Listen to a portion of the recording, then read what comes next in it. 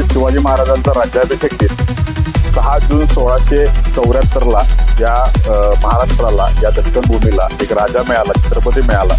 त्यानं स्वतःचा राज्याभिषेक करून घेतलं. त्यामागचं खूप मोठं कारण आहे. म्हणजे इतिहासाचा अभ्यास करत असताना आपण हे लक्षात घेतलं पाहिजे की त्या समकालीन समाज परिस्थिती, राजकीय परिस्थिती काय होती, त्यावेळेचं वातावरण काय होतं आणि का गरज पडली राज्याभिषेक करण्याची. कारण शिवाजी महाराजांचा राज्याभिषेक होणं अख्ख्या महाराष्ट्रासाठी, अख्ख्या हिंदुस्थानासाठी खूप महत्वाचं होतं. आणि शिवाजी महाराजांना राजाच मानू नये अशी काही व्यवस्था या समाजामध्ये होती की महाराजांना त्याच्यापूर्वी शूद्र ठरवायचा प्रयत्न केला गेला अनेक वेळेला. आणि महाराजांना या गोष्टीला सामोरं जावं लागलं, त्या तत्कालीन सामाजिक परिस्थितीला सामोरं जावं लागलं. आणि या सामाजिक परिस्थितीसोबत लढा देत असताना शिवाजी महाराजांनी स्वतःचा राज्याभिषेक करून घेतला. शिवाजी महाराजांनी ज्या स्मृती ग्रंथातनं ज्या काही बंधनं घातली होती या बहुजन समाजाला, या सगळी बंधनं शिवाजी महाराजांनी मोडीत काढली आणि अनेक गोष्टी मोडीत काढल्या. आपण ते समजून घेतलं पाहिजे की शिवाजी महाराजांनी अस्पृश्यांना जे काही हक्काने अधिकार दिले, म्हणजे शस्त्रसंधा करण्याचा, स्वतःचं रक्षण करण्याचा अधिकार कधीच कुठल्या बहुजन समाजाला नव्हता. तो शिवाजी महाराजांनी हक्क दिला. समुद्र पार करणं किंवा समुद्रात ओलांडून जाणं हा कधीच अधिकार नव्हता. तो पाप मानलं जायचं, तर तो अधिकार शिवाजी महाराजांनी या बहुजन समाजाला दिला. त्यानंतर जवळजवळ संपत्ती साठा करणं हा अधिकार नव्हता, याचा अधिकार देखील शिवाजी महाराजांनी दिला. आणि तत्कालीन व्यवस्थेमध्ये शिवाजी महाराजांनी एक प्रकारची लोकशाही स्थापन करण्याचा प्रयत्न त्यावेळेला शिवाजी महाराजांनी केला होता. पण शिवाजी महाराजांना इतकं देखील करून राजे मानायला काही या समाजातले काही स्वतःला उच्चवर्णीय म्हणणारे, उच्च जातीय समजणारी लोक मान्य करत नव्हती. धार्मिक ज्या गोष्टी होत्या त्या धर्माच्या चौकटीत बसवायच्या होत्या ते मान्य करायला तयार नव्हते. काही ठेकेदार मान्य करायला तयार नव्हते. त्याच्या मागचं अजून एक कारण मानलं जातं की शिवाजी महाराजांवर हा ब्रह्महत्येचं पातक होतं. म्हणजे शिवाजी महाराजांनी कृष्णाजी भास्कर कुलकर्णी जी हत्या केली, त्या हत्येचं पातक शिवाजी महाराजांवर असल्यामुळं ते हत्याचं पातक कुठल्याही विधिविधानानं काढता येत नाही. मग ते काढायला लागेल तर त्यासाठी तुम्हाला अशी कुठली ग्रंथांमध्ये किंवा कुठल्या स्मृतींमध्ये अशी कुठलीही प्रोसिजर लिहिली गेलेली नाही आहे. त्यामुळं मग तुम्हाला आम्ही छत्रपती मानू शकत नाही, तुम्हाला राजे आम्ही मानू शकत नाही, असा प्रयत्न या सगळ्या इथल्या तत्कालीन धार्मिक ठेकेदारांनी केला होता.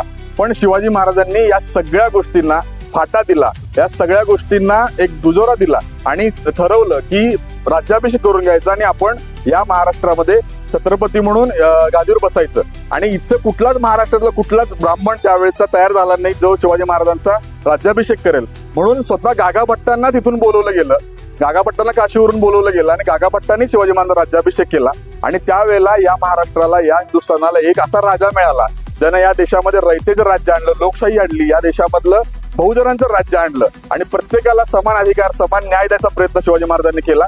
त्यासाठी हा राज्याभिषेक खूप महत्वाचा आहे. खूप जण म्हणतात अलीकडच्या काळामध्ये की ह्याला फाटेफोडाचं काम करतात. आता जे फाटेफोडाचं काम करतात ते त्याच व्यवस्थेत आणि त्याच विचारधारेत आले त्यामध्ये फोडा किती प्रमाणे करा हा एक खूप जास्त मोठा चालणारा विषय आहे. पण मला असं वाटतं की आम्हाला जर ह्या आमच्या राजाला जर देशभर, जगभर पोहोचवायचं असेल तर आम्हाला जगानं मान्य केलेल्या तारखा, जगानं तुम्हाला सोपडलेल्या तारखा मान्यच करायला पाहिजेत. आणि मग आम्ही राज्य जगभर आज आमचा राजा पोचवू शकतो. आज राज्याभिषेक लंडनमध्ये देखील व्हायला लागलाय, आज राज्याभिषेक युरोपमधल्या वेगवेगळ्या देशांमध्ये व्हायला लागलाय, वेगवेगळ्या देशांमध्ये आजचा 6 जूनचा राज्याभिषेक होत असेल तर आम्ही आमच्या देशात, आमच्या महाराष्ट्रात आमच्या राजाचं महत्व करण्यासाठी वेगवेगळ्या कुरापती करणारी लोक आहेत, तर ही लोक आम्हाला नकारली पाहिजेत.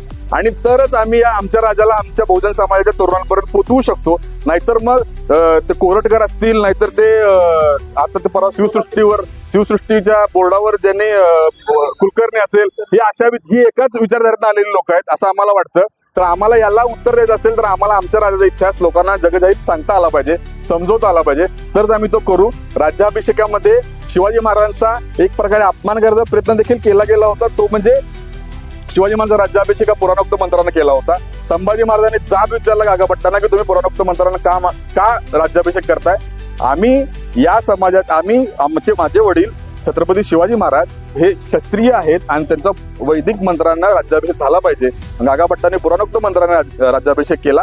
पण ज्या वेळेला गागाभट्टांना कळालं की संभाजी महाराजांना हे संस्कृत कळतंय, हे मंत्र कळतायत, त्यावेळेला गागाभट्टांनी ज्या वेळेला समयनयन नावाचा ग्रंथ लिहिला आणि त्यामध्ये लिहिला आणि तो ग्रंथ संभाजी महाराजांना अर्पित केला. इतका मोठा न्यायी माणूस, अभ्यासू माणूस, संस्कृत पंडित हे संभाजी महाराज होते.